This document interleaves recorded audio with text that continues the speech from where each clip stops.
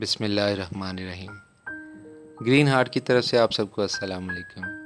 معزز سامعین، واصف صاحب فرماتے ہیں، دعا سے حاصل کی ہوئی نعمت کی اتنی قدر کریں جتنی مونم کی، حاصل دعا کی عزت کریں، دعا منظور کرنے والا خوش ہوگا۔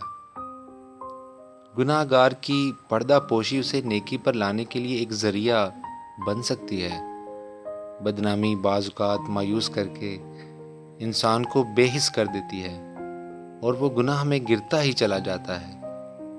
عزت نفس ختم ہو جائے تو انسان کے لیے جرم و گناہ بے معنی ہو کر رہ جاتے ہیں۔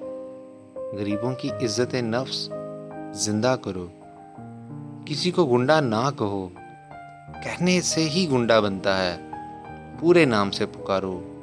اولیاء اللہ محبت سے گناہ گاروں کی اصلاح کرتے رہے ہیں۔ اس کے برعکس مجرم کو پکا مجرم بنانے میں ظالم سماج کا ہاتھ نمایاں نظر آئے گا۔ یہ مجرم اور یہ گناہ گار ہمارے اپنے سماج کا حصہ ہیں۔ ان کی اصلاح ہوتی تو ان کی تعداد میں اضافہ نہ ہوتا۔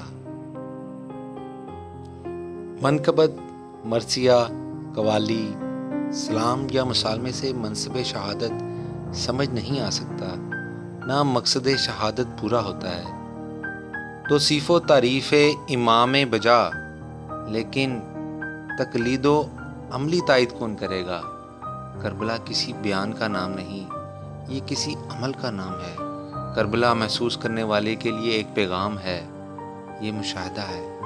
سلطان اولیاء کی تسلیم رضائے کبریا کا یہ اذن ہے خاکساران شہید کربلا کے لیے کہ وہ ہمیشہ اس چراغ کو روشن رکھیں جسے امام عالی مقام نے اپنے خون سے روشن فرمایا۔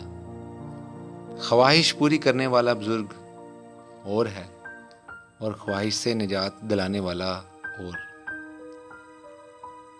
اتنا پھیلو کہ سمٹنا مشکل نہ ہو، اتنا حاصل کرو کہ چھوڑتے وقت تکلیف نہ ہو۔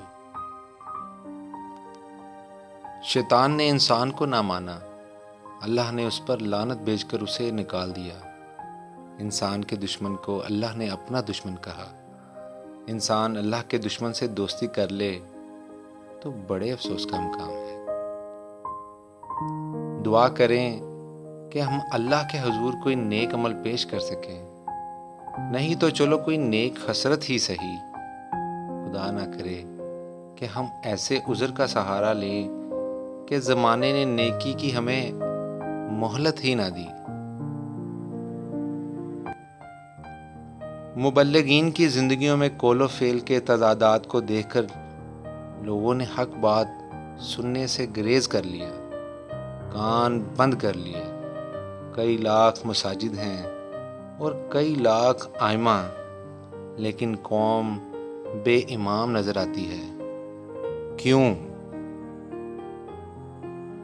معزز سامعین، آپ کے وقت کا بہت شکریہ۔ آپ سب سے ریکویسٹ ہے کہ ہمارے چینل کو سبسکرائب کر لیجیے، ویڈیو کو لائک شیئر کر لیجیے۔ اللہ تعالیٰ آپ کو آسانیاں دے اور آسانیاں تقسیم کرنے کی توفیق دے۔ اللہ نگہبان۔